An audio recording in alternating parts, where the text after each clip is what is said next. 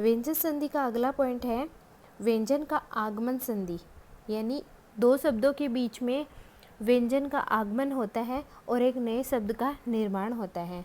जैसे यदि प्रथम पद में स्वर आ रहा है और द्वितीय पद में छ आ रहा है, परिणाम हमेशा च हलंत आएगा। यानी ये दोनों शब्द है स्वर और छ, ये तो यूँ का यूँ रहेंगे और प्लस यहाँ पर च हलंत का आगमन होगा। जैसे उदाहरण के साथ समझते हैं, परि प्लस छेद।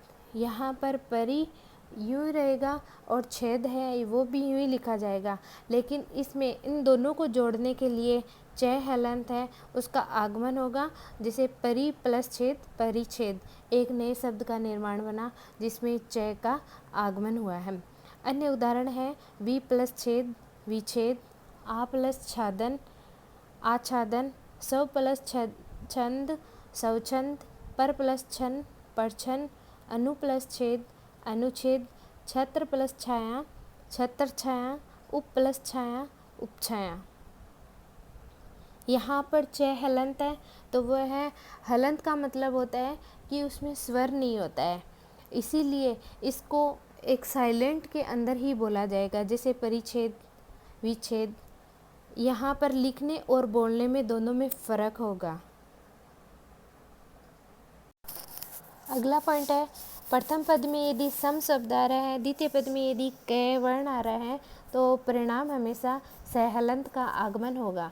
जैसे सम प्लस कृति संस्कृति, यहाँ पर मैं हलंत है जो अनुस्वार में बदल जाएगा और स जिसका आगमन हो रहा है वह है हलंत के अंदर ही लिखा जाएगा। आगे उदाहरण है सम प्लस करण संस्करण, सम प्लस कार संस्कार, सम प्लस कृत संस्कृत।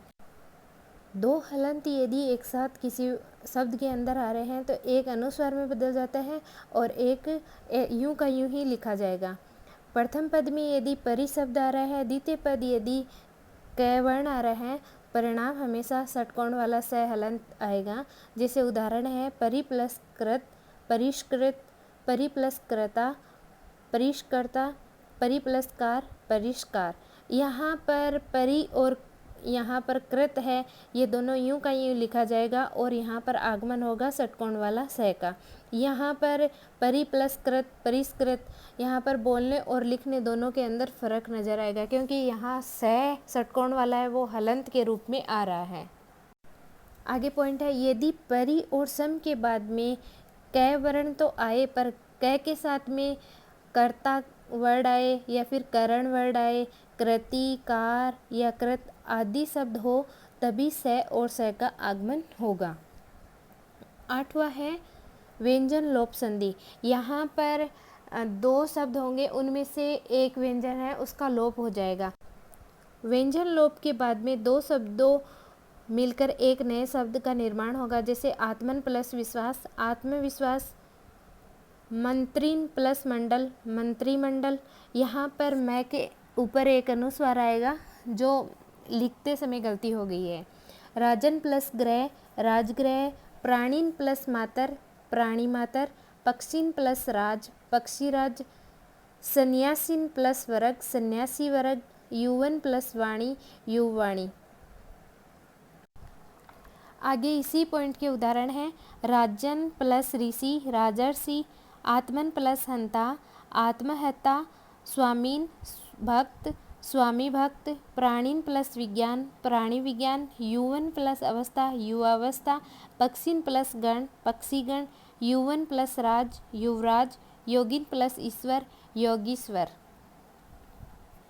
संस्कृत व्यंजनात् भाषा है और हिंदी स्वरांत भाषा है। संस्कृत में कुछ शब्दों का न से अंत होता है, जैसे आत्मन पक्षीन प्राणीन युवन आदि।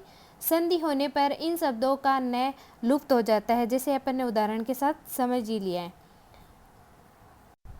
कुछ शब्दों के साथ अन्य शब्दों का मेल होने पर प्रथम शब्द के अंतिम व्यंजन का लोप हो जाता है, यही व्यंजन लोप संधि कहलाती है। जैसे न हलंत है उसका लोप हो गया, स हलंत है उसका लोप हो गया।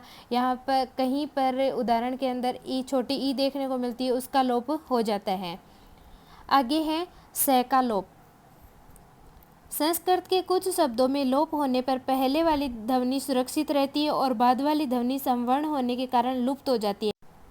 इस प्रकार की संधि को संस्कृत में पूर्व रूप संधि भी कहते हैं, जैसे उत प्लस स्थान उत्थान। कुछ संधियों में प्रथम ध्वनि लुप्त हो जाती है और बाद वाली ध्वनि रहती है, इसीलिए इसे पररूप संधि भी कहते हैं, जैसे मनस प्लस ईस मनीष, मनस प्लस ईसा मनीषा। आगे है अहन की संधि। अहन का मतलब होता है दिन। अहन के बाद रे को छोड़कर अन्य कोई वर्ण आए तो अहर हो जाता है तथा रे आए तो अहो हो जाता है, जैसे अहन प्लस रात्रि। यहाँ पर रे आया है तो शब्द बनेगा अहोरात्र। अहन प्लस निशा, यहाँ रे नहीं है न है तो अहर बन जाएगा अहर निशा। अहन प्लस रूप अहो रूप। अहन प्लस अहन अह रह।